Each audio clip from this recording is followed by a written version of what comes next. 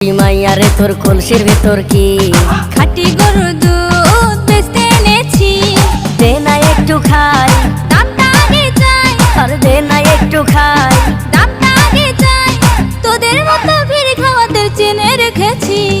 ও রূপসী মাইয়ারে তোর কলসির ভেতর কি খাঁটি গরুর দুধ বেচতে এনেছি। ও রূপসী মাইয়ারে তোর কলসির ভেতর কি খাঁটি গরুর দুধ বেচতে এনেছি।